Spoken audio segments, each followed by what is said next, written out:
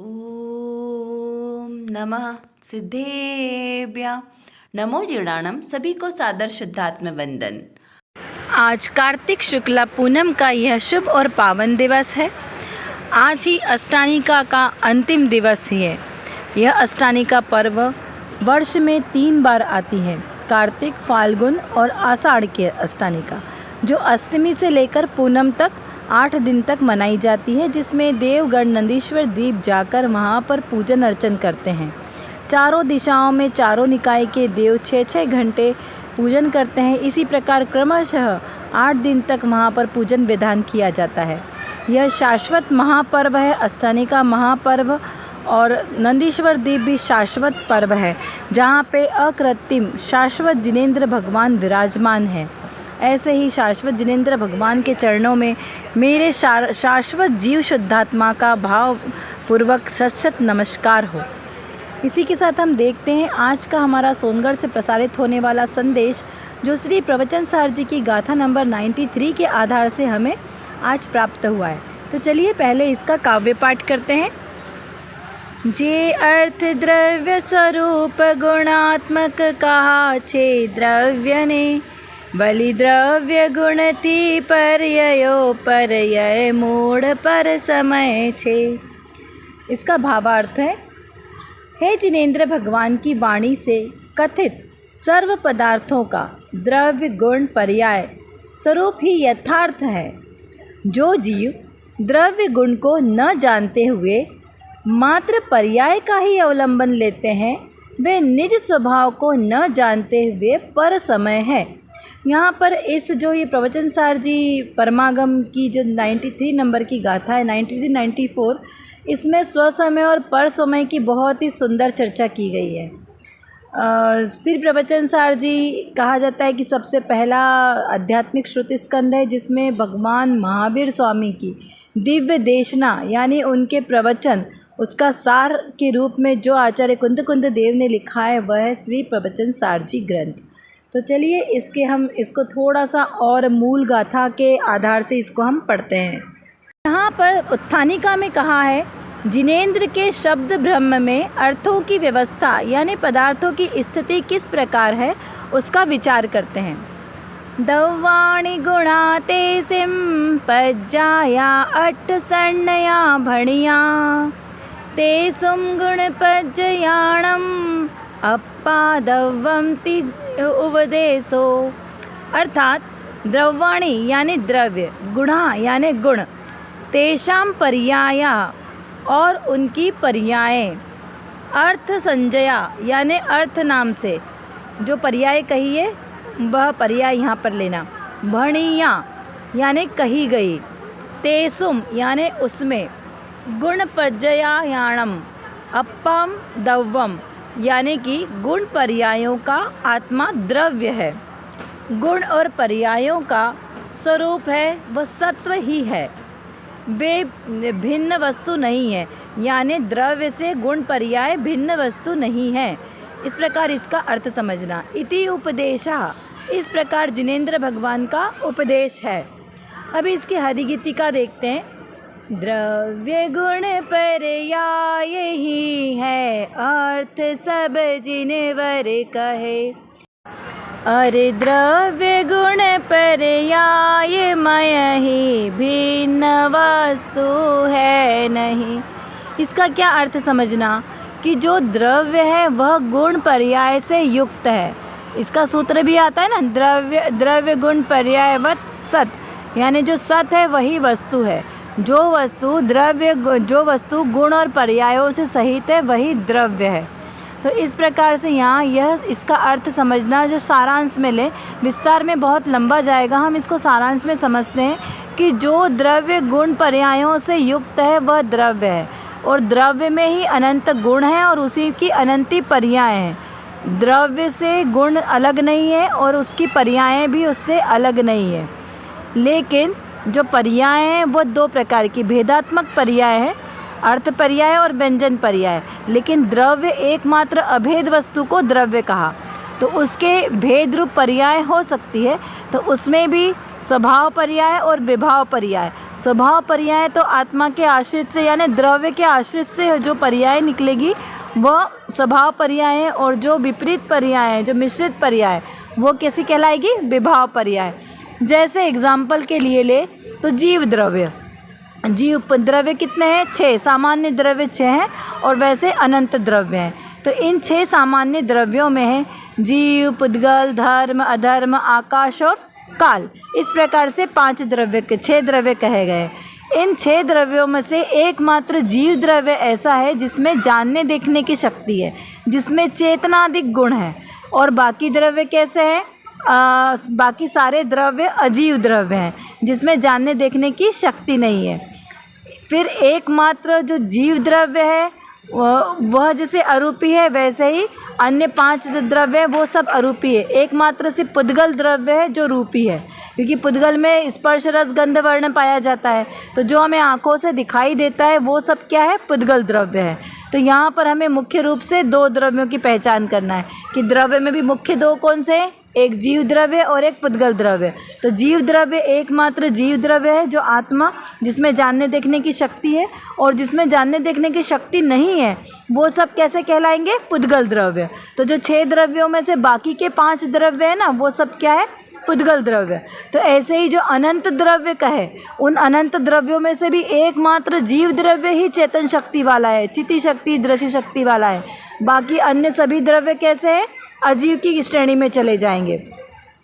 अब यहाँ पर हमें देखना है कि यह जो जीव द्रव्य है इसमें स्वसमय और परसमय कैसे घटेगा। तो जब जो जीव द्रव्य की समस्त गुण तो सभी में शुद्ध हैं, उसकी जो पर्याय है वो पर्याय जब उसके स्वभाव रूप परिणमित होगी तो वह द्रव्य कैसा कहलाएगा? वह स्वद्रव्य में जाएगा। और जब इस जीव द्रव्य की पर्याय पर समय रूप यानी विभाव रूप होगी तो वो कैसा कहलाएगा? पर समय। तो जितना स्वभाव रूप हमारी दृष्टि होगी वह स्वसमय है, और जब दृष्टि स्वभाव रूप नहीं हुई, अपने द्रव्य गुण पर्याय रूप नहीं हुई, तो उससे क्या कहा? पर समय। तो ऐसा ही यहाँ पर जिनेंद्र भगवान ने क्या कहा कि जिनेंद्र भगवान की वाणी से कथित सर्व द्रव्य पदार्थों का द्रव्य गुण पर्याय स्वरूप ही यथार्थ है।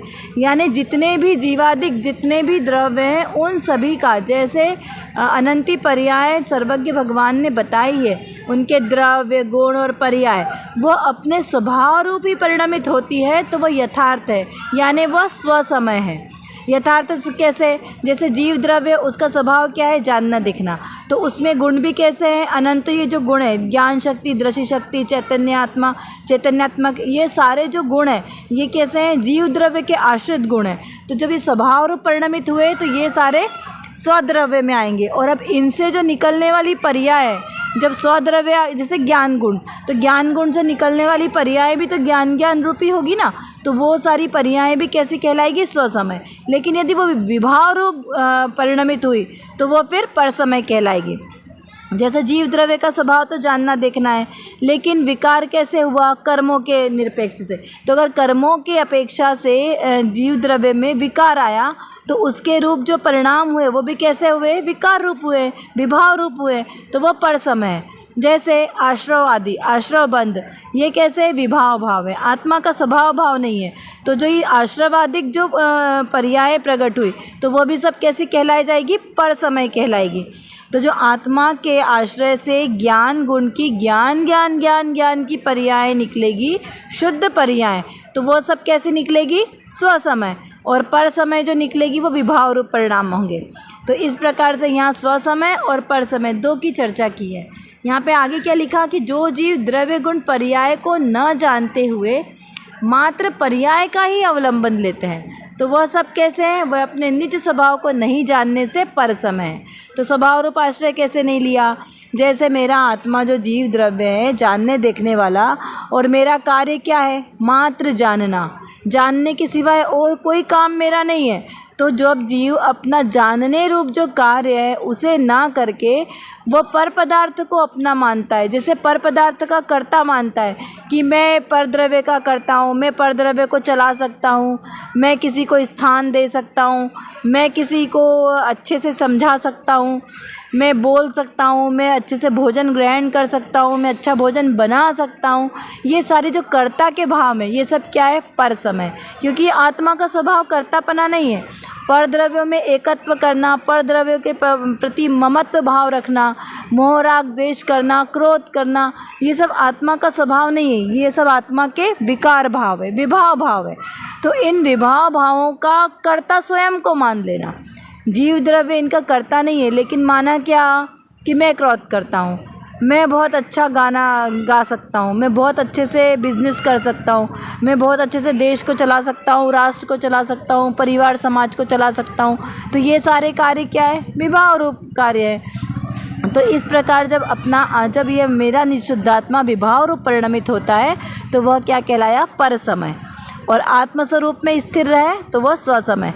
तो इसका आज के हमारे इस संदेश का क्या अर्थ समझ में आया कि जब यह आत्मा अपने आत्मा को द्रव्य गुण पर्याय से यथार्थ रूप से जानता है तो वह क्या है? स्वसमय। और जब अपना आत्मा अपने ही आत्मा को द्रव्य गुण पर्याय का यथार्थ रूप से जानता नहीं है और पर भावों में परिणमित होता है, पर द्रव्यों को अपना मानकर विभाव रूप परिणमित होता है, तो उसे क्या कहा? पर समय। इसी ग्रंथ में 86 नंबर की गाथा में लिखा है, जो जानति अर्हन्तं दवत्त गुणत्त पज्जयते हिम, सो जानति अपाणं मोहो खलु जादितस्य लयम्।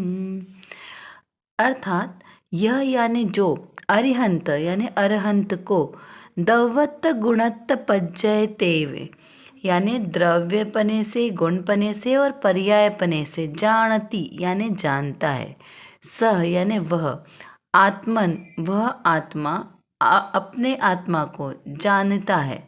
कैसे? तस्य मोहम उसका मोह, खलु यानी अवश्य, आवश्यक जो बीच में दो शब्दों को ज्वाइन करने के लिए खलु शब्द यूज होता है।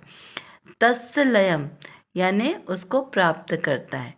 किसको? जो अरहंत भगवान को द्रव्य गुण पर्याय से जानता है वही अपने आत्मस्वरूप को जानता है, अपने आत्मा को जानता है। और उसका कैसा है? मोह नाश होता है उसका। मोह में राग द्वेष आदि तीनों ले लेना कि उसके मोह राग द्वेष नष्ट हो जाते हैं। तो हमें यहाँ पर किस प्रकार से जानना है अरिहंत को? द्रव्यपने से, गुणपने से और पर्यायपने से। इसकी हरिगीतिका में भी आता है, द्रव्य गुण पर्याय से जो जानते अरिहंत को, वे जानते निज आत्मा दृग मोह उनका नाश हो। देखिए अर्थ इससे स्पष्ट होता है कि जो जीव यानी मैं, यहाँ मेरी आत्मा की बात चल रही ना, तो जब मेरा आत्मा अनंत भगवान को द्रव्य गुण और पर्यायपने से तीनों रूप से समीचीन जानता है, तो जो अनंत भगवान को जान सकता है वही आत्मा तो अपने स्वरूप को जानेगा। या आप इसको ऐसा भी कह सकते हैं कि जो जीव अपने आत्मा को द्रव्य गुण पर्याय से जानता है वही सही तरीके से अरिहंत भगवान को जान सकता है। क्यों? क्योंकि दोनों ही जीव द्रव्य हैं। तो जब तक हम अपनी आत्मा को नहीं जानेंगे तब तक हम पर पदार्थ को कैसे जान सकते हैं, है ना। तो पहले तो हमें क्या करना है? अपनी आत्मा को जानना है। कैसे? द्रव्यपने से, गुणपने से और पर्यायपने से। द्रव्य में कौन हूँ मैं? जीव द्रव्य। जीव द्रव्य का स्वभाव क्या है? जानना, देखना। अब उसमें गुण कितने हैं? अनंत गुण भरे हैं और उन गुणों की अनंती पर्याय स्वभाव रूप और विभाव रूप। अभी जैसे हमने अभी समझा ना, तो ऐसे ही अब अरिहंत भगवान में, तो अरिहंत भगवान का भी जीव द्रव्य है, चैतन्य द्रव्य है और चेतना उसका लक्षण है, चैतन्य शक्ति है उसके अंदर। और गुण भी कैसे हैं उनके? सारे शुद्ध। देखिए गुण तो हमेशा ही शुद्ध होते हैं। द्रव्य त्रिकाल शुद्ध है, द्रव्य में कभी भी अशुद्धि नहीं होती। किसी भी द्रव्य में, चाहे अनंत भगवान का जीव द्रव्य हो, चाहे मेरा जीव द्रव्य हो या आपका जीव द्रव्य हो, द्रव्य हमेशा शुद्ध रहेगा, उसके गुण भी हमेशा शुद्ध ही रहेंगे। अब पर्याय, तो पर्याय यदि गुणों को आश्रय लेकर शुद्ध पर्याय प्रकट हो रही है तो वो पर्याय शुद्ध ही है। लेकिन यदि पर्याय विकार रूप परिणमित हो रही है तो वो पर्याय कैसी होगी? विभाव रूप पर्याय होगी।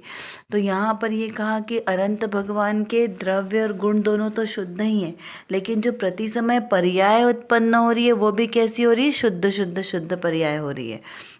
और मेरे जीव द्रव्य में जो द्रव्य मेरा शुद्ध है और उस गुण भी शुद्ध है, और उस द्रव्य के आश्रय से जो पर्याय निकल रही है वो शुद्ध है। लेकिन जो पर्याय द्रव्य के आश्रय से नहीं निकल रही है बल्कि विकार रूप परिणमित होकर निकल रही है, तो वह कैसी है? विभाव रूप पर्याय, वह अशुद्ध पर्याय है।